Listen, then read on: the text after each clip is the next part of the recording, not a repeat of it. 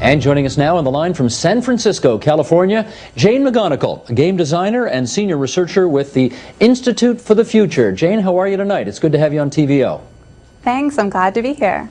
I want to start with something that you raised at the South by Southwest Interactive Conference in Austin that you recently spoke at. You talked about how multiplayer games are the ultimate happiness engine. What do you mean by that? So, game designers have basically spent the last 30 years figuring out how to optimize human experience. And if you look at how games are designed, they match up incredibly well with the 4 things that make human beings happy. It was kind of accidental. I don't think game designers set out to make happiness engines, but in the research I've been doing over the last number of years and also in my practice as a game designer, I've been seeing this amazing matchup between what makes human beings happy and the core components of any game system. And what are those 4 things? So you can kind of think of it as optimizing and engaging your brain, your body, your heart, and your soul. So the first thing, engaging your brain, it's having satisfying work to do, something that you enjoy doing. And it's different for everybody, but just that sense of satisfying work. The second is the experience of being successful, that kind of thrill you get when you've learned something and you've had a chance to test it out and be good at it. The third is just simply spending time with people that you like. Human beings are social creatures, and so that's really when the heart gets involved. And then there's the fourth feeling of happiness, which is the part of being something bigger, feeling like you are connected to something bigger than yourself, and that's where the soul gets involved. And when you're playing a game, all those 4 things come into play through the mechanics and the story and the community. Do they only come into play if you win? No. I mean, what's interesting is to be happy, you don't have to be, I mean, you can be frustrated and be happy. You can fail and be happy. You just have to believe that it's possible to succeed eventually. You have to feel like you're learning. You have to feel like you're in a community with other people who want you to succeed, and feel that there's meaning in what you're doing and what you're trying to do. So no, you don't have to win. You just have to be engaged. Engagement is really the key. I have also heard you say, though, that you believe reality is broken. That was the expression you used. What do you mean by that?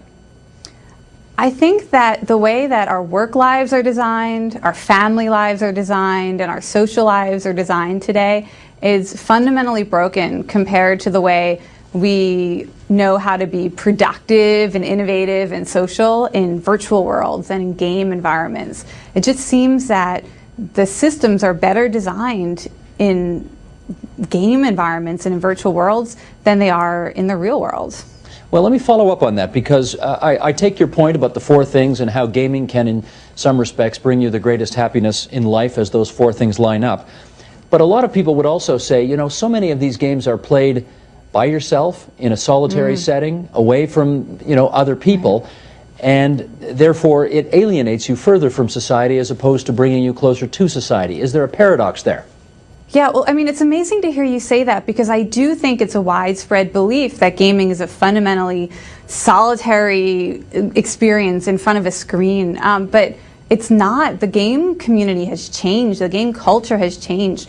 By and large, all of the most successful games are networked. They're online. You're playing with other people. It's intensely social. You are probably in a room with other players who are actually playing with you, your friends or your family. And they're intensely collaborative. This idea that even multiplayer games used to be all about beating your opponent. Today's most popular games, from the MMOs to even the first-person shooters, they're incredibly collaborative and social. So the game world has changed, and it's even evolving beyond MMOs and these networked games online to games in the real world, where people are connected through their mobile phones and their GPS devices, and they're out in the real world playing these incredible computer games, but also with face-to-face contact and engaged in the real physical environment. So we have to get away from that idea that games are this sad little thing you play in a room by yourself. That was just a blip on the history of gaming. If you think about the origins of gaming, games have always been social. They've always been about face-to-face interaction, and now finally we're getting back to that. We are moving towards a much more social collaborative experience in a game. I am going to show a couple of clips in a second here of some of the things you're talking about, but before we go on, some Neanderthals like yours truly here need some help. MMOs are what? Massively multiplayer online games, and those are just game worlds that exist all the time, 24 hours a day, 7 days a week, and you can pop in and out and meet up with your teammates, your guildmates, your friends, and your family who are in the same virtual environment as you are. Can you give me an example? Sure. I mean, World of Warcraft is the most popular one. There are about 10 million people who are playing it now, and you form these guilds and go on quests together, and everybody has their own unique strength within the game, and so it requires everybody to work together, and it really maps well onto the kinds of collaborations that we're trying to do in real life with collective intelligence and crowdsourcing, and so those games, again, it's very different from what you might think of as a single person dueling with a computer. Understood. Well, these so-called alternate reality games, there's one I gather called World Without Oil, and we're going to show a little clip of that right now, and then we'll come back and talk. Michael, if you would, roll tape. Gas prices jumped to over $4 a gallon. There is very much a police state going on in the streets now.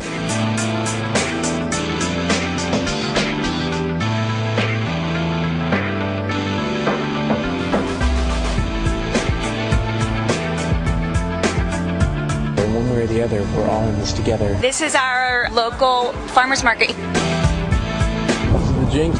This is peak profit. Cal here.